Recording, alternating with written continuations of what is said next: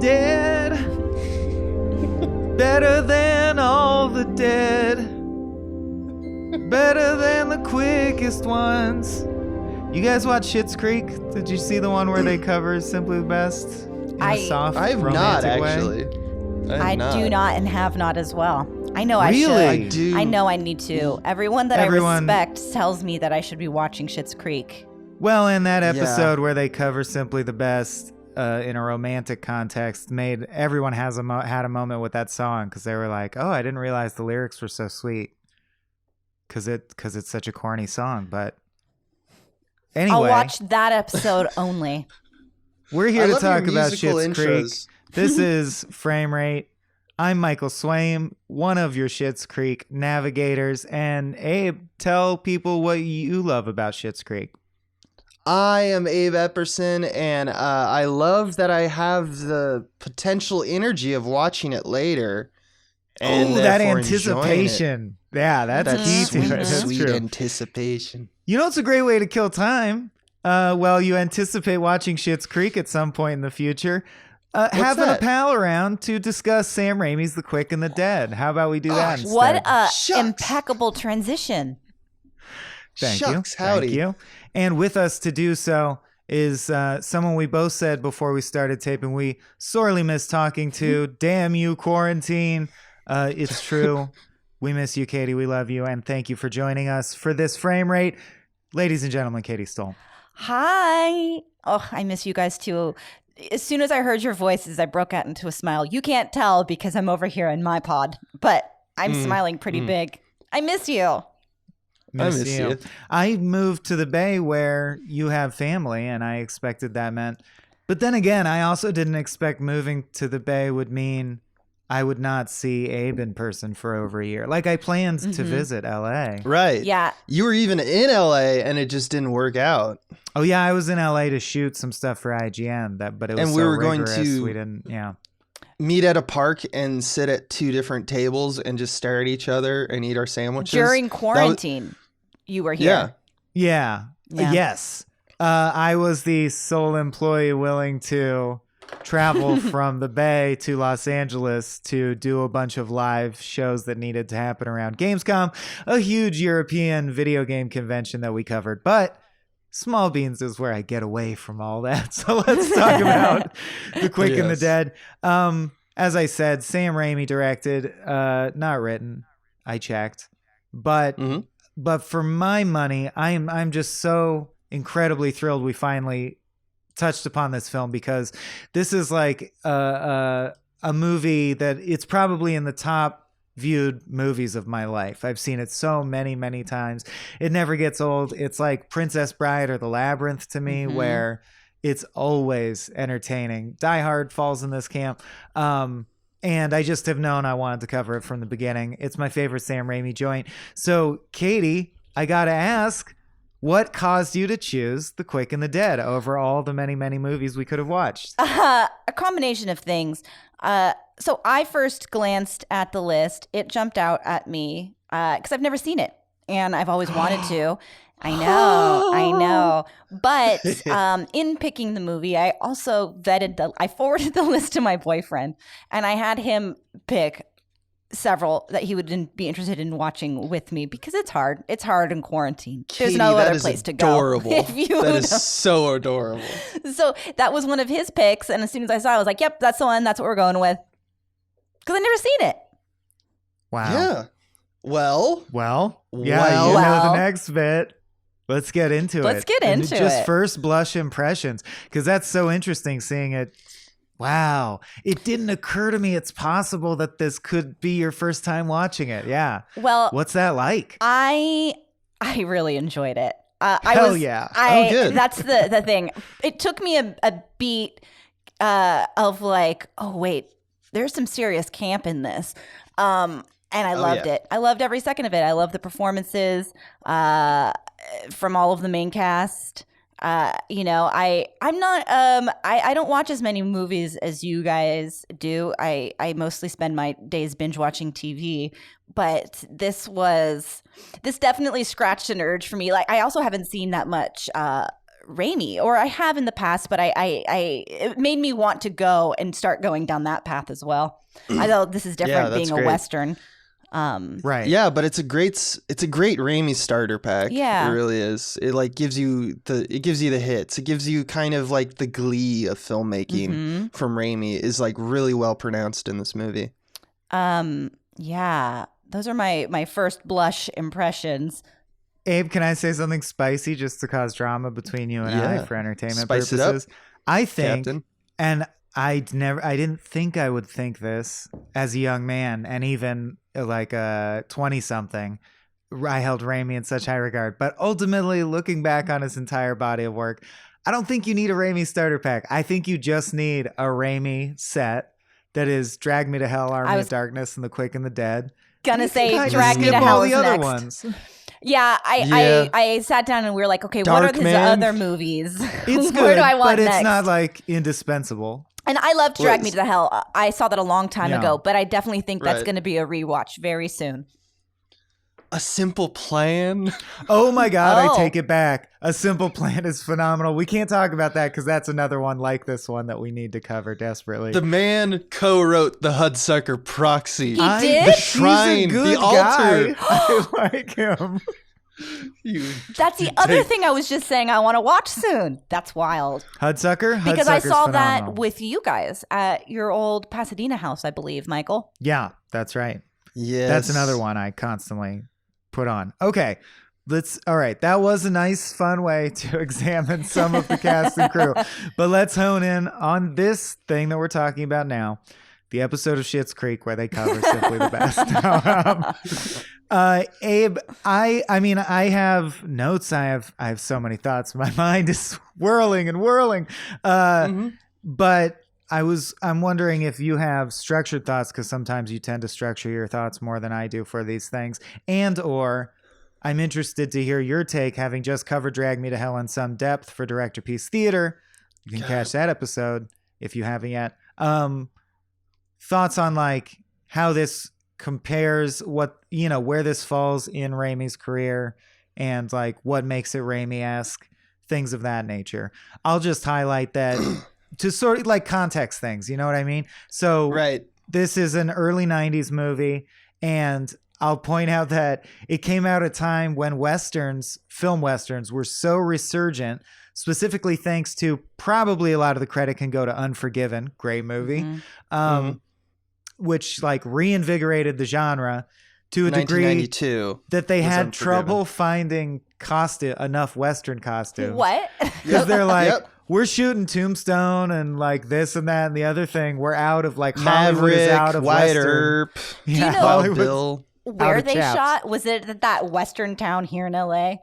There's been so many Western towns throughout the years. Yeah. There was a big fire in 95 that took this one. I forget the name This of it. is one of the last things This shot one's at gone. the Tucson Yeah. town, I think, or something. And then I think in yeah. like 2009 or something like that, I can't remember. Another big one, which they shot Deadwood That's the one at you see and in Deadwood. Tombstone. That was That even, one burned down. That's the one near here. I think that's even more recent because I shot there a couple years Yeah, ago. that might be more recent. But it has burnt down since then, Okay, or maybe yeah. there's two different. And Yeah. Ugh. Maybe it was much Doesn't recent, Once more Upon a recent. Time in Hollywood have a sequence there as well? Yeah. Yeah. Mhm. Yeah, it's like they burn down because they're all chaparral, I will- and when big fires go, I will that's say- exactly where they go. As we were watching, and all these wooden structures and big bonfires out front, I was like, ooh, so many Yeah. people got burnt up in these old West towns.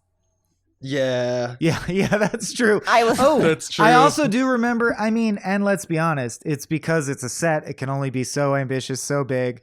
But I remember as a kid, the first time I saw this in theaters with my pops, and the buildings blew up, I was like, that's like a third of the infrastructure of the town. Can the town know. still function after this? Can I don't know chronologically how you go through this, but that moment, I have thoughts on that moment.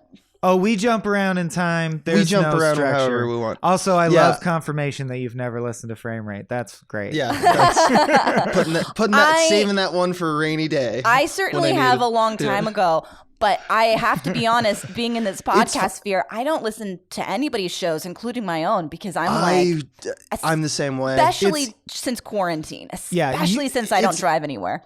To me, it's more about the purity. It's more like I'm the best podcaster, so like I'm not gonna drag myself down. I think it's you either are podcast or you aren't podcast. I listen to all, like Katie, I'm all caught up on yours, but also all the Gamefully Unemployed. I just listen to lots and lots of podcasts.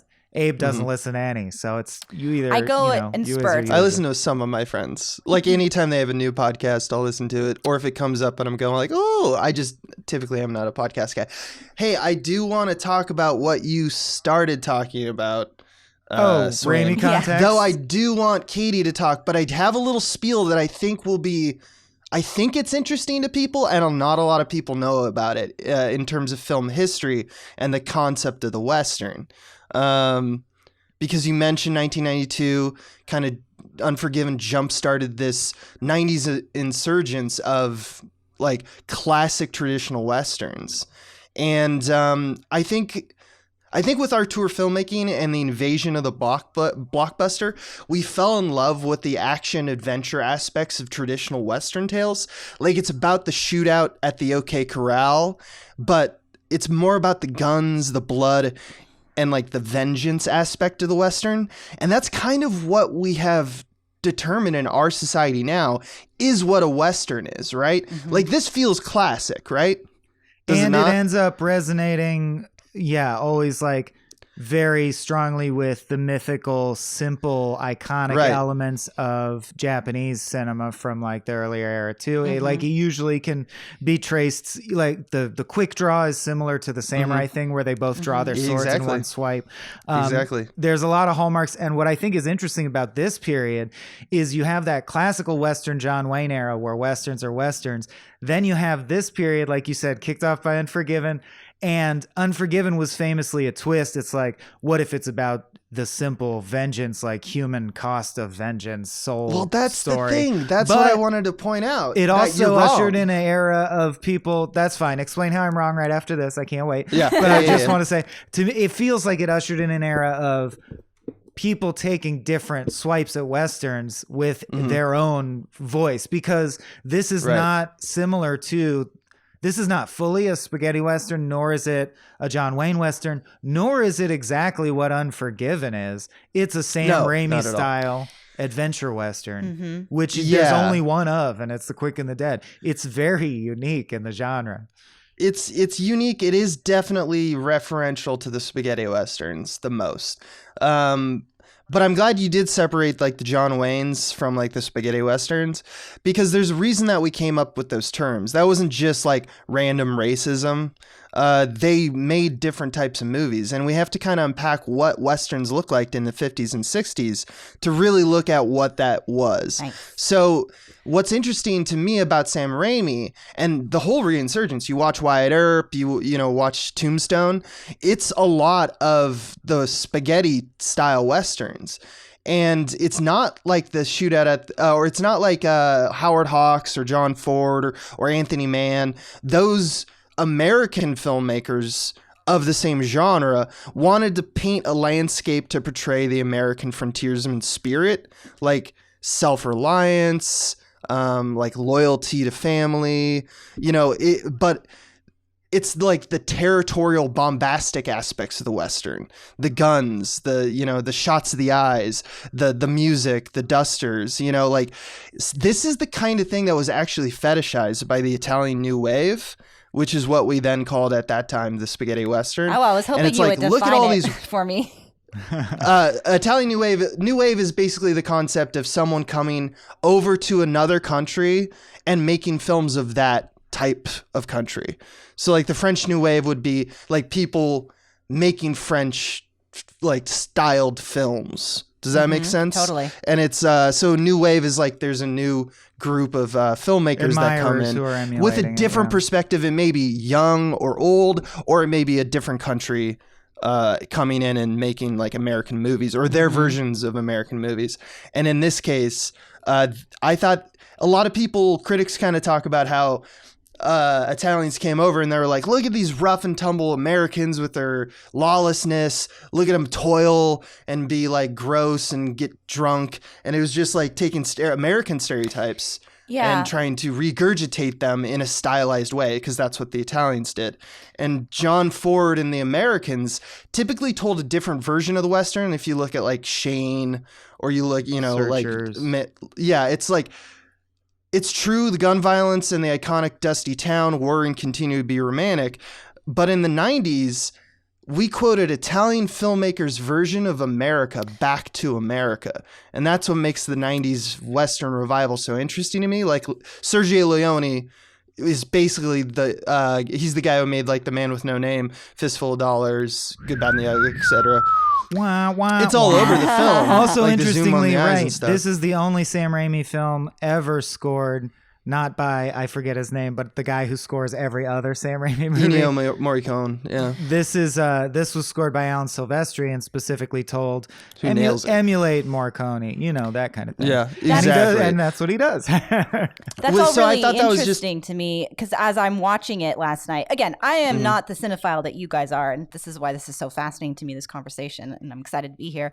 I was watching it and being like, how much of this is, I think I even used fetishized version of the West. How much of this is this style that we see so often in Westerns, I guess the spaghetti Western, how much of it is exaggerated or based in reality. So this is interesting to me.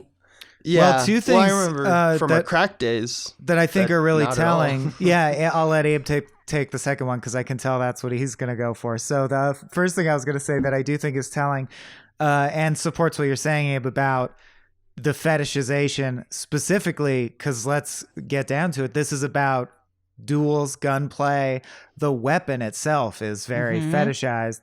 And, I can have problems with, I don't know, that's a whole different conversation of like, I don't like fetishizing guns per se, although this has more of a detached fantasy element because they're like old West guns. But my it's still point part is, of this American narrative of guns. It's true. It absolutely the mythology is. of it.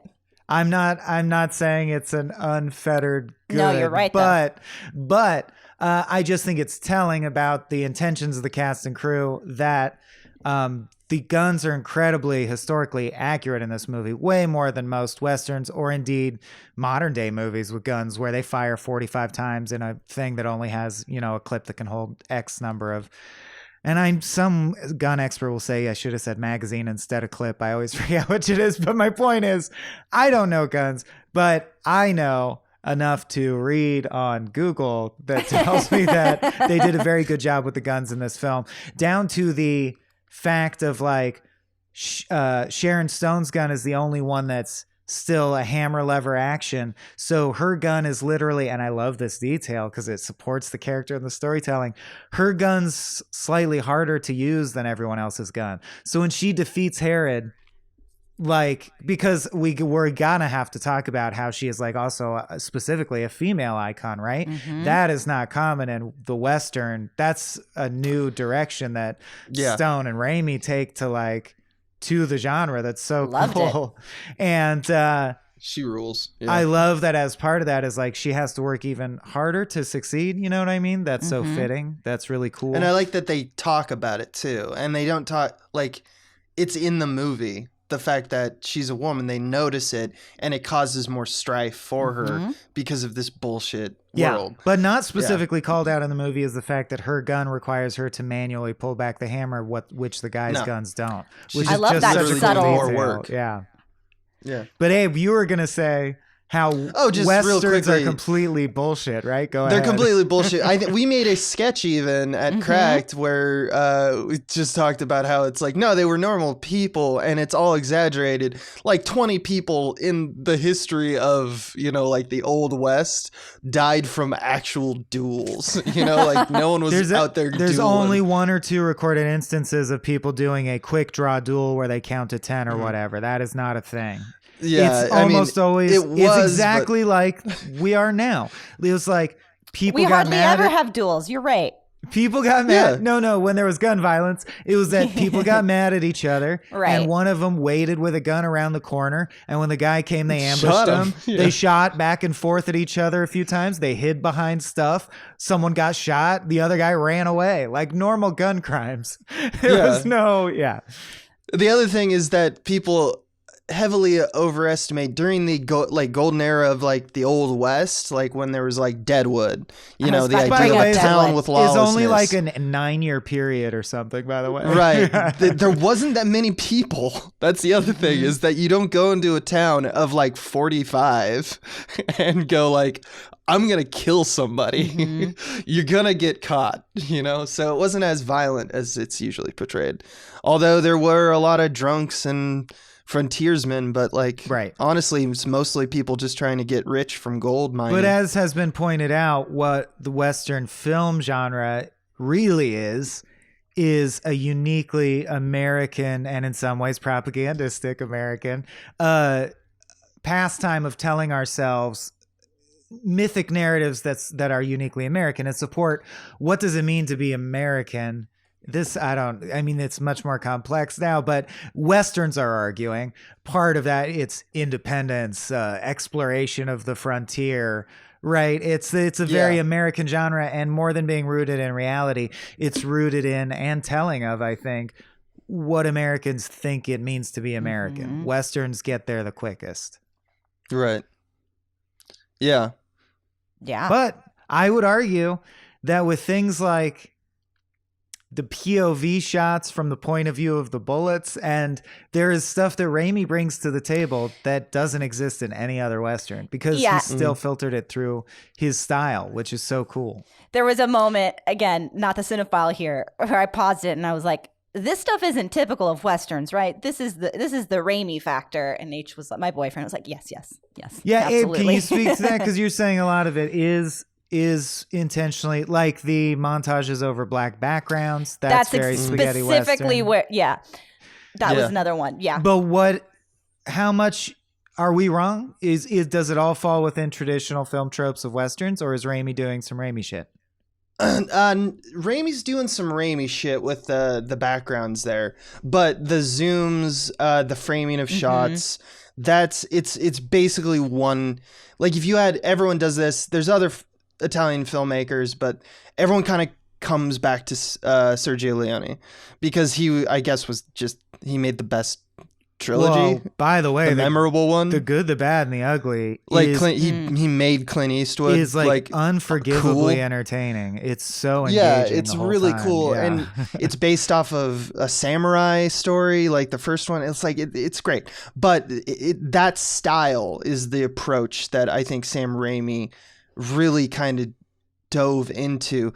There's a quote that is one of the best quotes I think I've ever heard about Raimi that I found on the research for this, which is Janet Maslin of the New York Times said this of Stone's performance in Raimi's directing.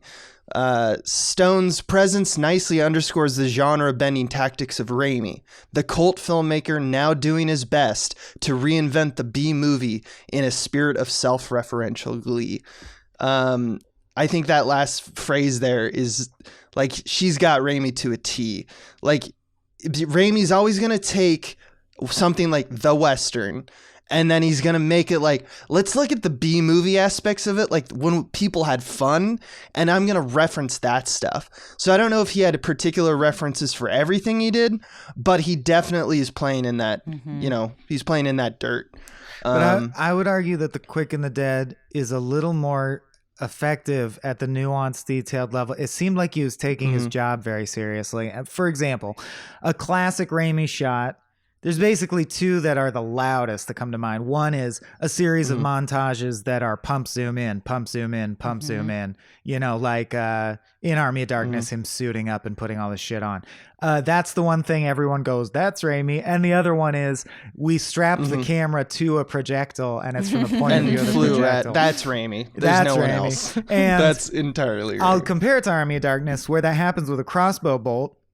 And it's really just flourish. You go, that's cool looking, and it hits the guy in the back, or I forget, it might go into a note in the wall by his head. I forget. This is not that movie. But in this one, the moment he does it is for the shot that is the bullet leaving the hero's gun and going into the eye of the villain getting their comeuppance. And this is a villain whose strength line, their power position they came from is, you have to understand my childhood was so fucked up. I'm not scared of anything on earth anymore. And that's the source of my power. He even says when he fights Court, I actually feel a little scared. I love the sensation. That's how rare it is for me to feel fear. We get to watch from the bullets that's going to kill him's point of view, fear enter his face for the first time in the movie. And you see the fear of death in his eyes as you zoom into his eyes. So our final like interaction with him is as close up as you could possibly be to the eye, the window to the soul of the villain dying. It's literally like, you know what I mean? It's mathematically as much satisfaction as visual iconography could possibly wring out of a villain's comeuppance. It's literally like, it's beautiful to me. I love how that perfect like, it is. Yeah, you just describing to me, it makes me like it even more. Makes me want to watch it again. Just before we jump off critics and that conversation, I just want to, you guys are going to get a good kick out of this because I did.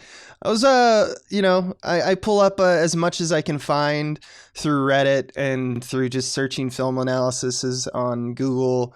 And sometimes you just go straight to the source, which is Quick and the Dead Wikipedia page. So I was looking at that one. I don't know if you guys were looking at that before this. There's a section under legacy of the film that there's a section called critical reassessment, which is that it's now considered to have cult status because it bombed when it came out. That's nuts to me. It's and so entertaining. Critically it bombed, but then with more time, people were like, you know what? This is actually solid. And their Wikipedia, so just some person typing on a computer, decided to use the following section, and I think you'll hear a familiar name. So this is the critical reassessment short paragraph excerpt that I found here. Although having a mixed critical reception upon release, The Quick and the Dead has received praise from both critics and fans alike. Tom Ryman of Collider considers the film as one of Raimi's best movies. Quote, the movie's so unabashedly bonkers that it's impossible not to have a good time. Oh. Tom, you made it. I don't even think Tom knows that he's on The Quick and the Dead's the Wikipedia reference.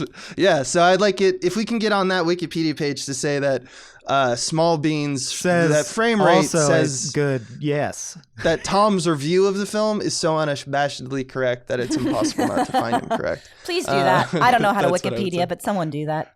Someone do that. or whatever. But I just thought Tom would like that.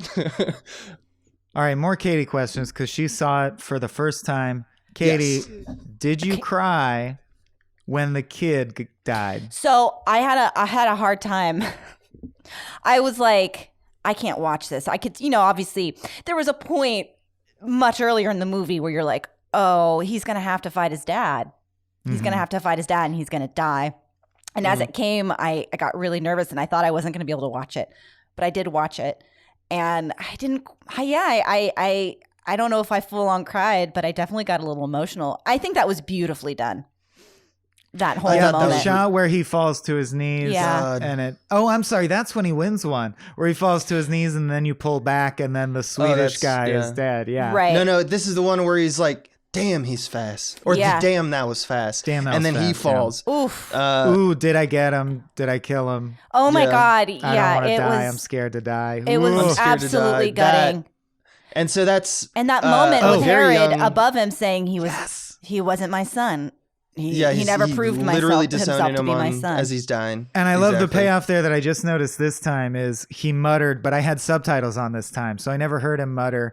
It was the farmer that he's not mine. So he references the farmer. The only other time he references farming is when he's mocking His him by farming saying you hands. have a farmer's hands. So retroactively you realize, oh, that's also something he says to imply you're not even really my son. So it's like makes the previous scene even more insulting. You can also tell he's on some level gutted by it. You know, he isn't not gutted. Gutted is the wrong word. No, he's confused Yes, he's so antagonizing of everyone, and he believes that everyone is so up against him that he cannot fathom trust or, love. And he is feeling something because, let's face it, that is his kid. Well, and he's the hub of the story wheel, right? So like it's very Batman-esque in the sense of the Joker's the most interesting character in Batman. I feel like the structure of the story is Herod, Gene Hackman. Let's not tip our cat to Gene Hackman.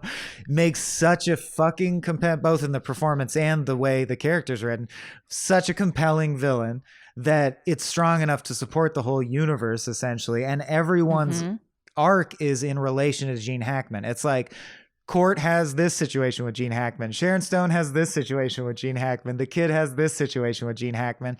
And each payoff, like the town represented by Sergeant Cantrell, has this relationship with Gene Hackman.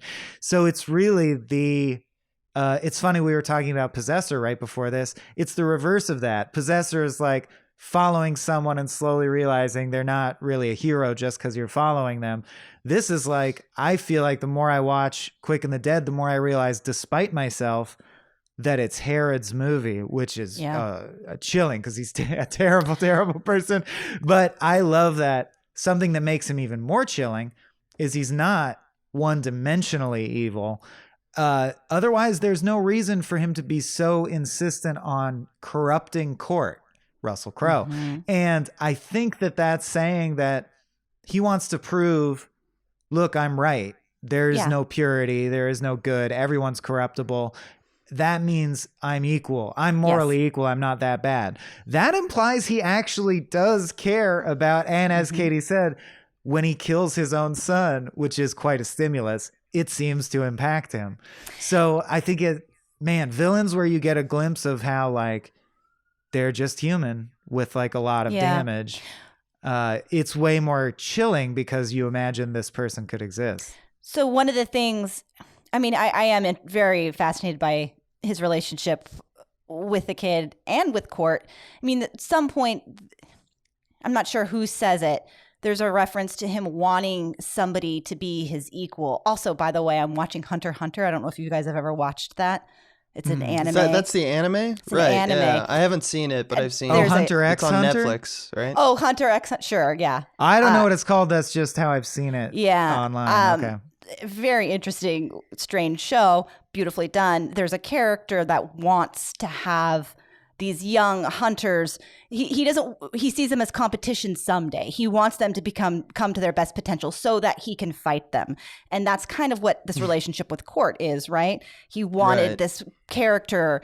That's what he says. He's always wanted to fight Court. He always wanted that. He's the only one that gave him that actual thrill of being alive. But the same thing with the kid. I picked up on some elements of like a classic father-son dynamic of, you want this kid you want him to be somebody that carries your lineage and you can be proud of, but also he doesn't want this little shit to surpass him in some capacity. Yeah, I think that's the gift that the screenwriter gives, and it's to this movie, which is also kind of a theme that we've seen in a few Westerns before, and it's the concept of like the father being so arrogant and so vain that they will not allow themselves to pass the torch. It's kind of what Unforgiven's about, except that Unforgiven, he never had a son, and he wants to give the torch up to someone, and he's sad that he has no one because his life made him a son of a bitch. It's kind of the reverse of that coin, where Herod is basically will just never give Leo it's your world now, which is kind of salient right now. Considering boomers, oh yeah, it's okay, boomer, the Western, yeah. It's also, and of course, it's not like beating around the bush. It's a redemption story. The name of the town is Redemption. Yeah, So it's called The Quick and the also- Dead. Yeah, It's like, unlike Unforgiven, it's called Unforgiven, which is about how no, he doesn't get redeemed. He's unforgiven. Quick and the Dead is a redemption story. So it's the opposite ending, but on the same theme for sure.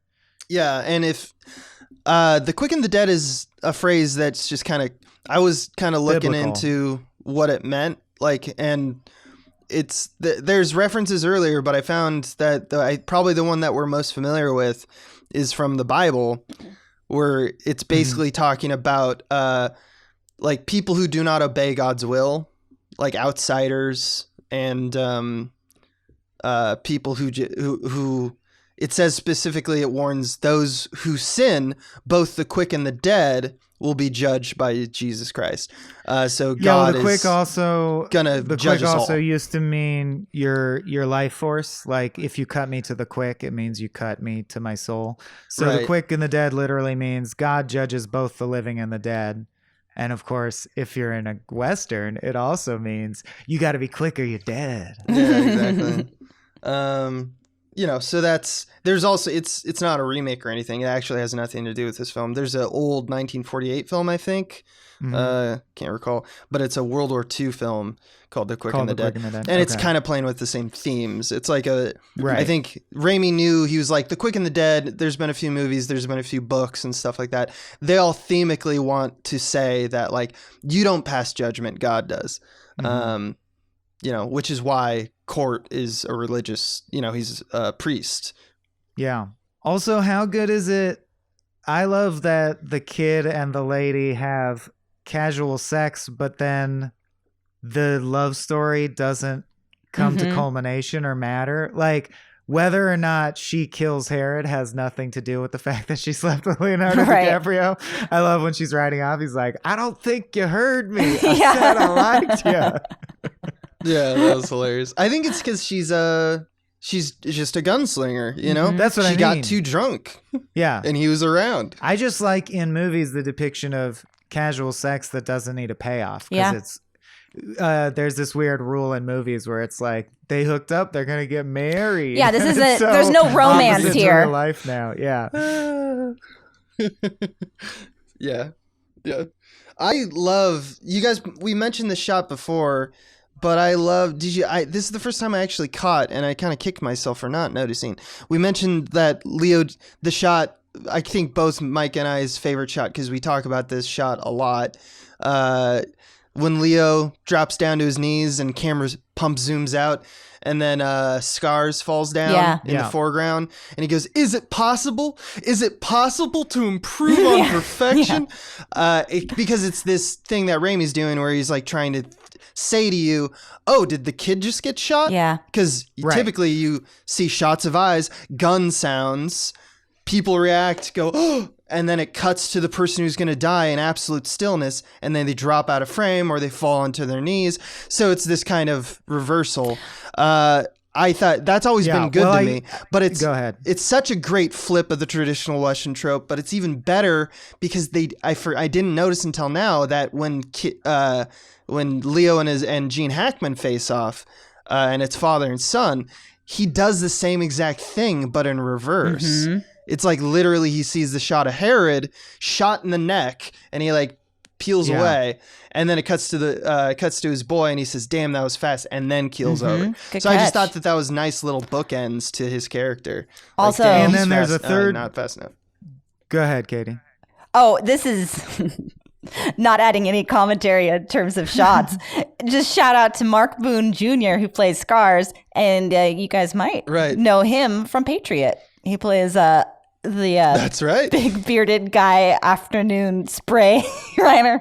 Oh, yeah. Really? Yeah. Oh, he totally is. That guy. He's great. Wow. Man, I just saw that and got excited last night. Patriot's incredible. Incredible. Incredible. My favorite also show of the Die last Hard 5 too. years. Exquisite. But it's funny that you mentioned Hunter x Hunter, because that made me realize I wrote down in my notes that I think what makes Sam Raimi's visual style unique is that he so pre-plans his shots that it feels very storyboarded. Mm-hmm. He doesn't do coverage. He does a planned shot with an idea and a concept behind the shot. And he has a lot of contrast between wide and close, more than you usually have in like a quote unquote transparent film. And it strikes me as comic booky. I feel like he shoots like a comic book. And now I realize I think it's even more true to say that he shoots like manga. Mm-hmm. So I feel like if you watch Sam Raimi movies with that in mind, you'll see what I mean. I love that. Including the black voids, because that's a big technique in manga is to have, or manga, if I'm saying it wrong, ranga, is to like use impressionistic backgrounds instead of feeling the need to draw a literal background. You just do like, a starburst. You've seen it, or just lines to indicate speed because the character's flipping around. I feel like Raimi uses those techniques. There's the shot in this with the, I love when they used to have to do this with 2 panes of glass, Abe, where that's a diopter where like the far background is in focus and Sharon Stone in the far foreground is in focus. Yeah, and split she goes, diopter is the name of the tool. Some people deserve to die. And it's Gene Hackman walking into the saloon. Yeah. It's almost like it makes a ton of sense that he got a Spider-Man trilogy, you know? Totally. It does, and absolutely. I think that's another through line is that's something that's interesting about The Quick and the Dead as a Western is it has a proto-Marvel feel to it in a way that not all, like Tombstone doesn't have and Wyatt Earp doesn't have. It does make sense that Raimi directed a bunch of Spiders, man. And I think you can see the beginnings of his ability to play in that world of like constant high stakes, but fun, adventuresome, but it can be serious when it needs and you're bouncing around. That's very Marvel. He will be remembered, in my opinion, as one of the people who really kicked off this generation, like the Simpsons generation, our generation. You know, like there's always, it's not entirely Brechtian, but there's always a wink or a nod at like you know enough about film grammar. You've seen these shots before. I'm just playing on these themes here as a filmmaker. Like no filmmaker would ever like say like this is what I'm doing and this is why I did it, really. But I do think that he does this thing he in particular loves this brand of humor and like just like Gene Hackman's death. Can we talk about how awesome that is? Well, that's what I mean by flips. It has a superhero aspect. These are gunfighters as superpowers because, as is pointed out on IMDb's trivia page, which I think is great, you can't shoot a bullet at someone from a pistol so hard that they flip over because the third law of like conservation of motion is that gun would have such a high kickback that you would flip back. You would also, right? Yeah, right. Like no, it's silly. The guns are magic. I mean, that's also what makes it Marvel. The bullet holes being huge, clear holes. Enormous, no bleeding whatsoever. It's not like, it's a clean hole. It's done several times through you. Yeah. There's another shot where, like, I forget who steps into, like the saloon, and we see his shadow on the ground, and it makes him like 18 feet tall. You know, like he's doing shadow stuff just to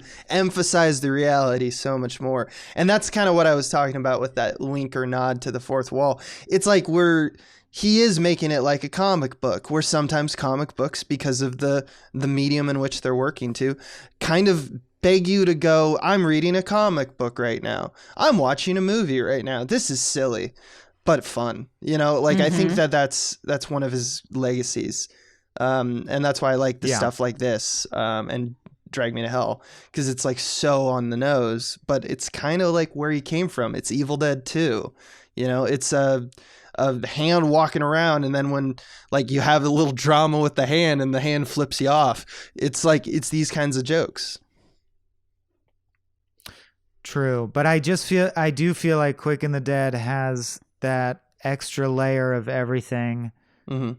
Being so efficient and so nicely dovetailed together. It reminds me of Nightcrawler in that way, which we covered not too long ago. Like for example, I got 2 more examples that I think really drive it home. The fact that the vengeance plot, the fact that she was forced to kill her dad, Gary Sinise, is parsed out literally during the final duel. So it's you get, this is a staple in storytelling is you get the ending you knew you wanted, but in a way you didn't even know you wanted it. So you want Herod to get taken down. You didn't know until the very last instant that it happens that you wanted him to be taken down by the daughter of the former marshal of the town who you brutally murdered and burned alive. It's like, oh, that is what I wanted. I didn't even know. That's even better.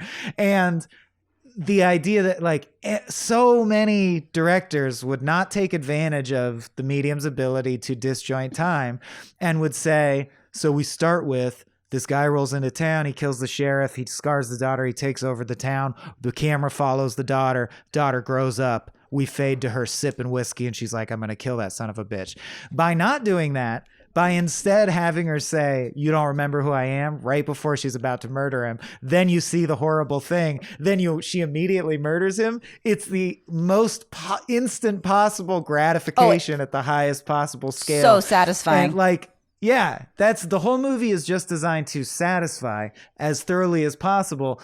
And that's unique to the adventure genre. And I think it's all about these efficient planned payoffs and it's a roller coaster ride, right? So the sharper you can make the curve, the more sheer the drop, the more impressive it is to me. And I think the best example in the movie is that literally they have a plan. She and Court have a plan, but you don't know exactly what it is. You think something will happen with the duel, and you're on a close-up of the hand drawing the gun, and you see the clock in the background, and you're like, that's normal because the clock is what they draw to. But the clock in the background explodes before he can draw his gun. That is such an amazing maneuver on so many levels because metaphorically, the clock is the thing that symbolized the rules of the competition. So the movie is literally saying, your old criterion, the whole movie has been a structured contest. That's over now. We're in uncharted waters. The rules are, the thing that is the rules blew up. At that same moment, you're like, wait, I thought this was going to be about a gunfight. Yeah. And it's like, no, we brought explosions to a gunfight. Like, it's upping the ante in such a real way. And how satisfying is it that you're like, this guy thinks he can push people around because he can draw a gun from a holster quickly. We're going to blow up your fucking house. Rock, paper, scissors. Okay, here's an explosion. I will say that it seems like a good time to talk about this moment. I loved it. Like you said, you knew there was a plan coming. You knew she wasn't actually dead somehow. And, we saw her looking at all of the dynamite or whatever. So I knew that I figured that there's going to be something involved with it. But for a woman or two people even who do not want unnecessary deaths, wild how much of that town got blown up. Like there's a shot with people on a balcony getting blown up. And I was like, what? And then afterwards, everybody's like cheering for her. I'm like, she destroyed your town. You know that, right? And that's also marvelly. That's what the Avengers do, absolutely. Isn't it? I just thought that was so interesting. Yeah. Because that is true. I definitely had the thought this time, how are they going to ensure the continuity of life in the town afterwards? It's implied she's the marshal now.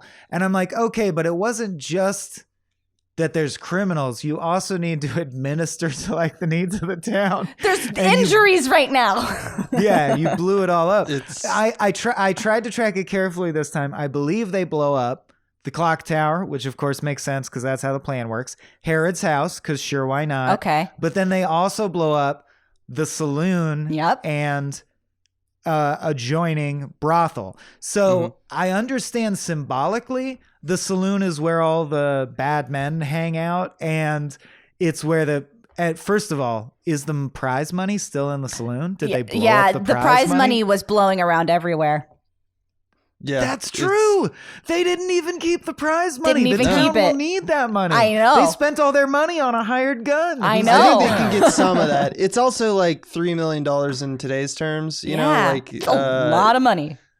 it's But quite a bit I'm of just money. saying, Horace was a good dude. The blind kid's main source of income is from people who going in and out of the saloon.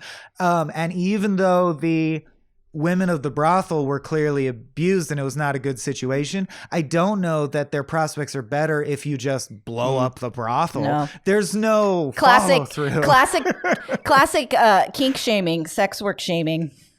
Yeah, no, with no infrastructural support. Yeah. What are they going to do now? Move to another shitty town somewhere. It's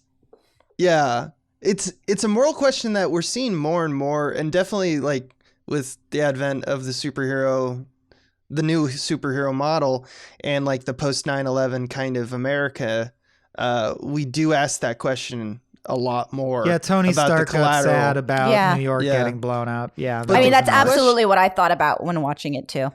And it's in Greek plays. I mean, it's in like Oedipus, like it's all the way in the back. Like it's been there since like, Homer doesn't really do it, but I would say that this. Well, no, he talks about like, you can make this choice, brave Odysseus, but what about the cost to the people? Like they do talk about it, but in the end we still go like, yeah, but Achilles, fuck, he's got to do whatever he wants to do. Yeah. He's a hero. Yeah. Cause that's kind of the question that we're talking about here. And it's something Westerns do almost always, which is our heroes like Ellen, the lady, Sharon Stone, they're always righteous, they're always fair, they're always just, but they always have a motivation of vengeance. And I always think that that's an interesting philosophical question because do you guys like that aspect of Western heroes? Or do you think it's like majorly flawed thinking is the question it forces us all to ask ourselves. And I think that the cost that you guys just, examined is exactly why Westerns work, and it's like I really like that aspect. So I don't know, what do you guys think about that? Do you think it's like, are Westerns bullshit because they're always like, rah rah rah, look at this hero who's got he's a John Wayne or she's a John Wayne, always looking the fair, giving everyone a shot, and then all the second that it's like, yeah, but they done me wrong, he's like, well, I'm gonna shoot it all up. Yeah. Well, we kind of obliquely referenced it. That's core to American value, though, is you're going to stand your ground and shoot the person. So I do think Westerns embrace that. Yeah. Westerns are built around the myth of, if I had power in my hand and I have a good heart, I'll project that power in a useful way, and I won't be tempted. I won't do bad things. I won't kill myself. I won't accidentally let my kid find it. I'll shoot a bunch of bad guys. Thoughts, Katie? Yeah. Yeah. I mean, it's just interesting because this movie specifically, she's grappling with that. She's almost like, I'm not even I don't want to have to kill people. And she runs away. She also ran away because she thought she couldn't, because she thought she was too scared. But that's a fair point. John Wayne would have killed so many more people, even in a classic Western. They make a point of being like, she's maiming people, but she doesn't enjoy killing people. Right. That's what also makes the union between her and Court interesting. I think Court's a really kind of interesting guy. Court is definitely the best Russell Crowe joint, I think. So here's something I also found. I did not know this. Sharon Stone, she was the vehicle. She was like, she was right, obviously. But helped with casting, like Gene Hackman, EP, obviously knocking it out of the park and all that. But she was super insistent that Leonardo DiCaprio was in it after seeing him. And he was nominated that same year for What's Eating Gilbert Grape. She also found Russell Crowe. She discovered discovered him. Yeah, because he'd never been in an American movie. So granted, that's Raimi, but she was like the main producer. She had complete, like, she was in the room with Raimi determining who was the casting for the main bits. And I think it's something that people don't know, that this is a phase in Sharon Stone's life where she may have like started to build the careers of two huge of stars. Leo and Russell. Yeah, obviously Leo, I think, was always going to be successful because even as a kid, he was like, wow, you're already killing it, man. I can't believe that. I mean, I was also saying that, like, obviously he's become a better actor, as one does as you get older and you do your craft. But gosh, he was astounding. Already good. When he was young. Yeah, exactly. She also got a list of directors when when the screenplay had been They sent approved her a and she list. accepted, Yeah. and she chose Sam Raimi. So she made this movie. This is her movie in terms of like made her this taste. happen. It's all It's what she her- wanted yeah, to make. it's It's her how she menu. wanted to make it. She had all of her power, and she decided to make this movie, and it flopped. And it sucks so bad because it's good. And the film features 5 Oscar winners, Yeah. 4 Oscar nominees. And Gene Hackman doing like a haunting performance. Yeah. Yeah, Gene Hackman, notorious for being hard to work with because he's like an actor's actor in terms of like I know it's written in your script, but the way I conceive of it, and we talked about it on the phone when I accepted this role, this is how they think, and they wouldn't do that. And so there's moments where that kind of stuff happens with Gene Hackman, where he's like, I wouldn't do that, and it needed Raimi to be like this young director to be like talking to Gene Hackman, who's totally out of his league, and be like, well, I think I have an idea of why your character would say that, and then try to get Gene Hackman to say it, and they'd come to agreement. It's tough. But yeah, there's a lot of superpowers in this film, and I'm just so gleeful to it tickles me that Sharon Stone assembled them. Yeah. Gene slapping Sharon Stone with her glove was improvised, which I do not approve of. But, Yeah. but her reaction is genuine. She gasps and like lunges at him. That's real. Love that. Yep. Love that tidbit.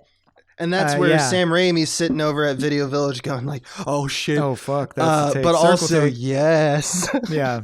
Because that's what directors do. Shit, I have to file an incident paperwork report, but fuck. also You can't circle do that. take. I did. I was a little disappointed, but also not disappointed. I was really thrilled at like, oh man, Sharon Stone, this total babe, just decked up in, the cowboy gear and not caring about appearances. And then it didn't take long for there to be an incredibly sexy shot of her half clothed in bed the morning after hooking up with Leo. Right. And I was like, oh, there it is. But that's fine. It's the Minor. 90s.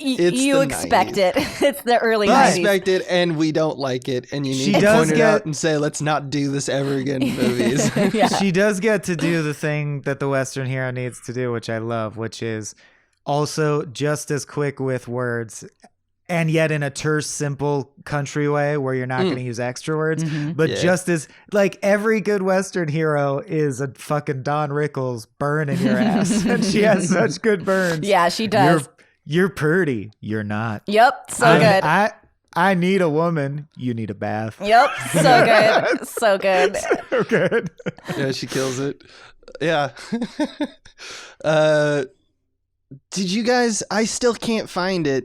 So apparently Sam Raimi puts his old Oldsmobile in every movie. Yeah, Oh. I heard this. I know what you're gonna say. And Bruce Campbell says that he made like maybe the card at the beginning of the movie or something like that.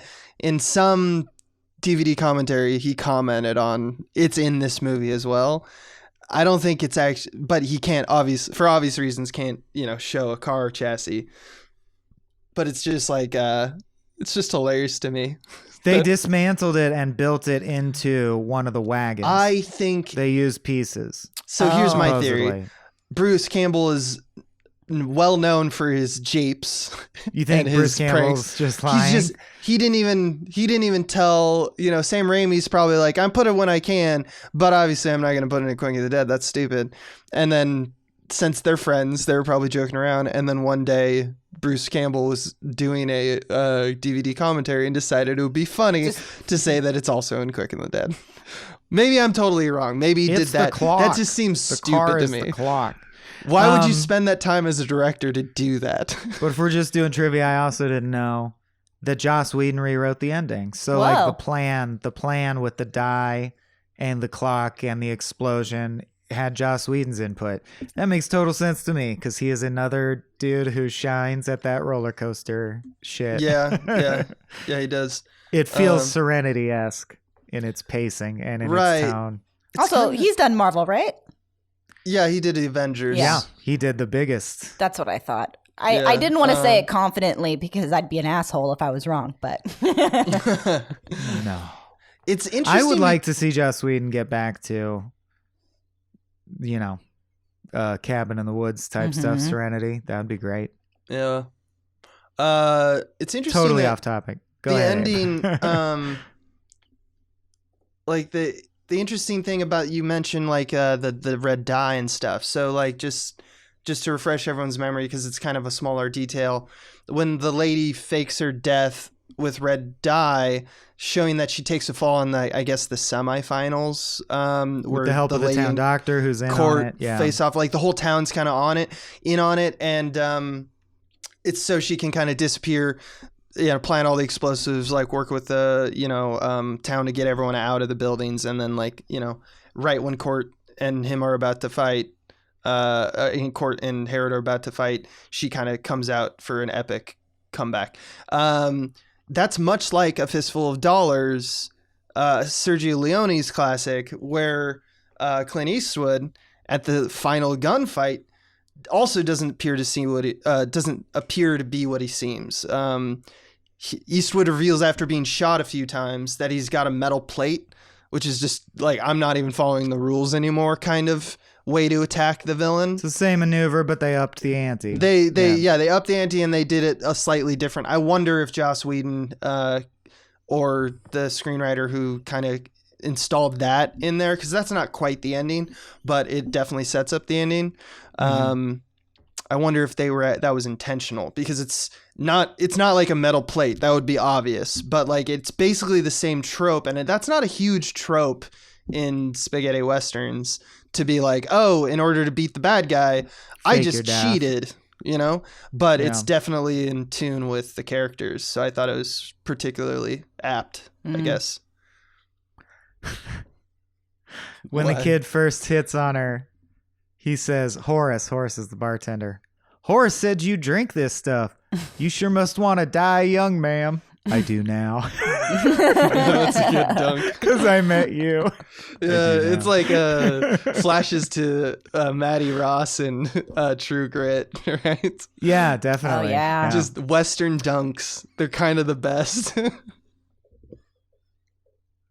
It's true. Cowboys shitting on people is hilarious. Right. I disagree. It's just a funny voice. It's just the deadpan delivery too. Yeah. Yeah. Yeah, the seriousness. I reckon not. Yeah, it's very I calm. reckon not. Spits. Ooh, now am I fast, or is Sweden just a very small place? Yeah, I forgot about that whole battle is so good too. Oh yeah, the little sequence that's like the kid's epic rise of girls fawning on him and money spinning through the air and him dispatching opponents is great. Mm-hmm. Sam Raimi, king of the montage. Yeah, I think there's something. Here's the thing, and this is like it's not a theory, it's just an opinion I guess I have about Raimi. I actually kind of think of Raimi when I think of modern westerns. I mean, obviously because Quick and the Dead, but even without it, if you look at like the history of like a lot of the westerns that like became big deals, like Once Upon a Time, and obviously The Man With No Name, Yuma, Django, like these films. As a filmmaker, Open like range. Raimi is really rugged, and he's kind of like kind of born in the wrong generation in a way. Like, and here's why. Like, he's got a lot of similarities with traditional Western directors.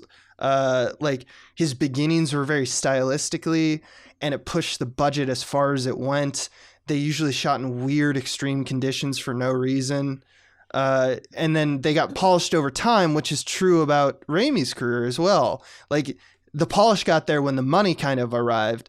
But I like him because he reminds me kind of them, and he also reminds me of like Carpenter would be another like more modern filmmaker that also is in the same vein, who is truly a craftsman who just like uses like duct tape and plywood boards, right, and puts his dumb car in every movie because he thinks it's cute. I like it, is my point.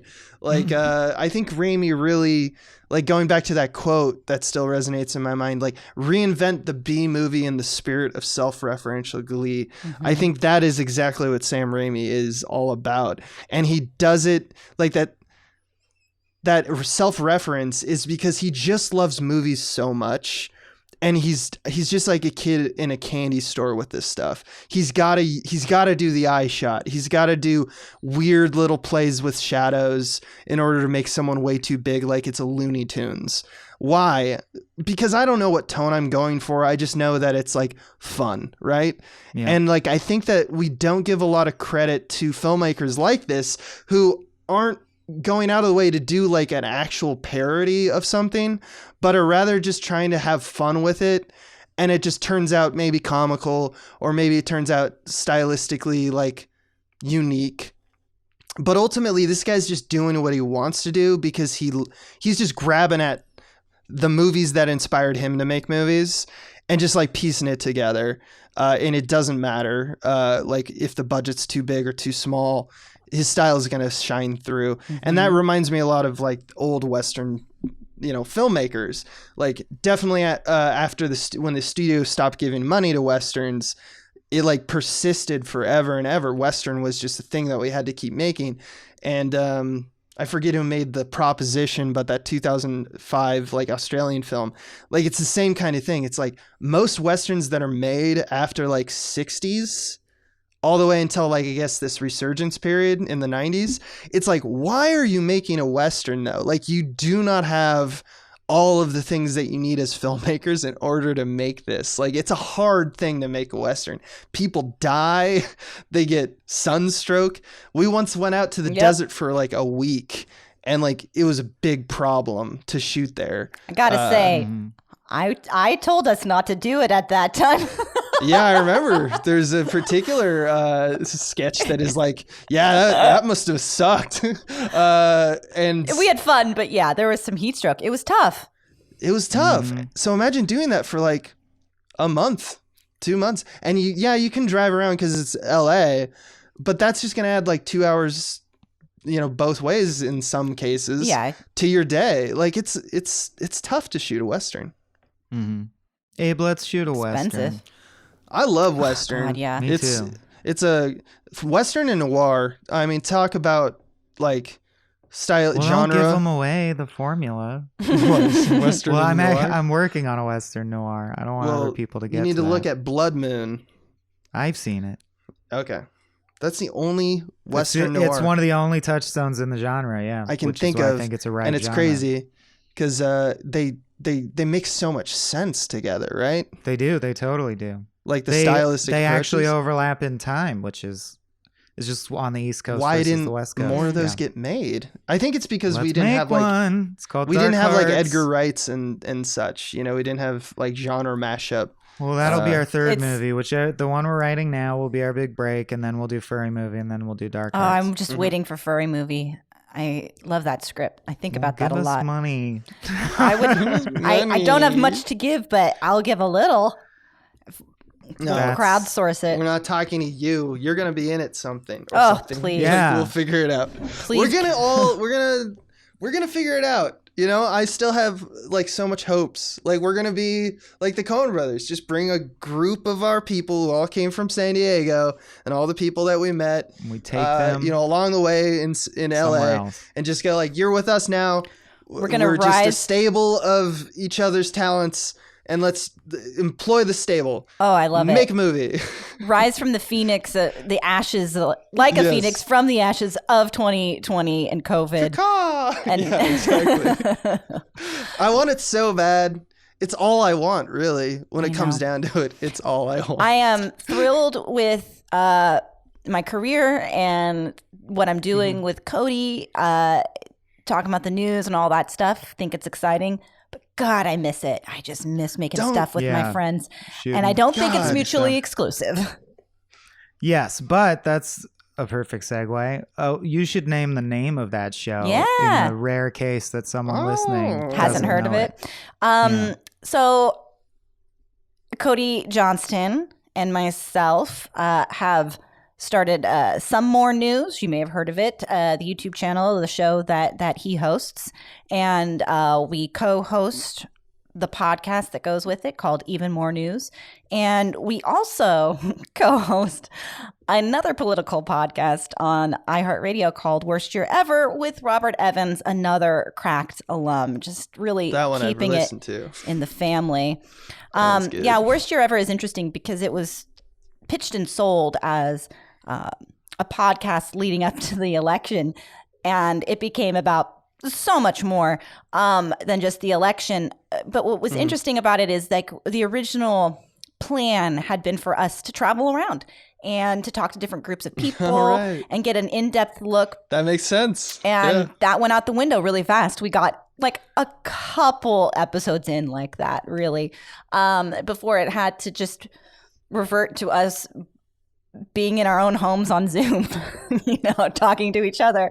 So it's a lot of political podcasts at once, but it's been a really great outlet during this time. Yeah, Katie, you've really like slid into this producer role. I mean, I've always known you as a producer as well as an actor, because, we've done all that together. But man, it's been a lot. You guys did a movie.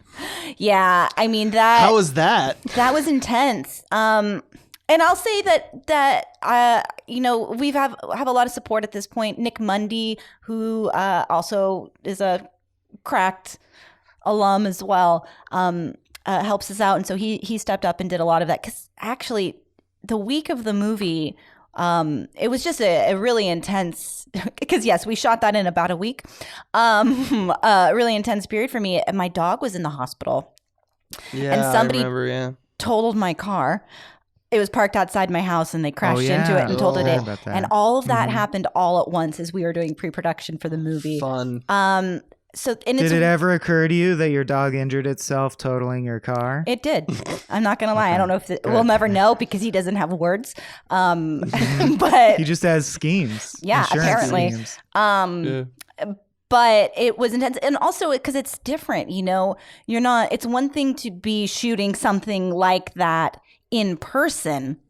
And it's another thing entirely to be doing it over Zoom, and it took a lot of me slowing it down. We wanted to shoot it earlier, and we needed just to make sure we got other videos also throughout the month, so we're not just releasing that one, and making sure that we were really organized, of course. But it was intense. It was a really intense. Yeah. But because I sometimes play games with David Bell, who wrote it, along with Cody, and with Cody. And I remember when when production started ramping up, and we're playing Minecraft or whatever, I'd be like, "What's going on with the movie?" Yeah. and he'd be like, "Oh, we're doing this," and they were literally writing the movie while we're playing Minecraft. So that was fun to be on multitasking. But every time I asked about when are you shooting that stuff, or when's that happening? Oh, you want to do that too? That's crazy. That's going to be a lot of work because I can't really help stressed me out. And I was and his answer was always yeah, Katie's taking care of it. And I was just to be a producer again, to take care of it all. Katie took care of it, but Nick took care of a lot, and Nick Will, who also did so much with us at Cracked, Will Gord. They all really stepped up, and it just took all patience. of you guys' collaboration reminds me it makes me want to collaborate again. You guys are truly an inspiration. I think that project in particular has it's breathed new life into it, because it's not again, we're so grateful for all the support and how well it's been going. But it's been hard. It's especially during this time to always be immersed in so much dark news. And this year we'll see what's in store for us coming up. But I think it gave us a lot of ideas, and it expanded the scope of what we think is possible with the show. Especially now that we've invested in things. For people who aren't familiar, check out the channel, the Some More News channel on YouTube, and definitely check out the long one, the 2-hour one. That's the movie. It's called The Movie, I think. Yeah. Some More News. Some More News, the movie. It's delightful. It's you did this all in COVID, and it really feels, I don't know. It was just, I'm glad that people are making stuff like that. Yeah. It really And I'm glad that you guys have like a platform to do so. Yeah. And it's always a joy to see when a new one hits. So Thank you. Well, we're going to work together in the near future. I have hope and faith. yeah, me too. And Collaborators that for life. concludes the lesson for the day. What is this bit? Who are you trying in that performance to make us think you were? The guy who says that in The Quick and the Dead. Also, I thought it'd be a good way to end that It kind of episode. sounded like you're Kevin Spacey from one of those Kevin yeah. Spacey soliloquy That's sketches that we Midnight did. of the Garden of Good and Evil. No, he's more of a Georgia accent. Savannah. He's from Savannah. No, the guy, he gets his nose broke. Oh, yeah. It's from the movie. It's from the movie. I say that multiple times a month aloud. That's like the soundbite from this movie that always sticks with me. And that concludes the lesson for the day, no? It sure does. Thank you so much for joining us. We gotta have you on again. It This was fun. would Sorry be an we honor. talk so much. We get excited. Sorry. I love it. I've learned a lot, too. Hey. Hey, Cool. how about that? This has been a Small Beans endeavor. We're a bunch of pals who make podcasts, sketches, music, web series, and movies. The Beans always have new ideas percolating, so make sure to check us out at patreon.com/smallbeans. That's patreon.com/smallbeans, where you can browse all of our current and past content, see what we've got planned in the future, and learn how your support can help the small beans grow into huge, giant monster beans. If you enjoyed this content module, please like, rate, subscribe, or tell a friend about us. We love you.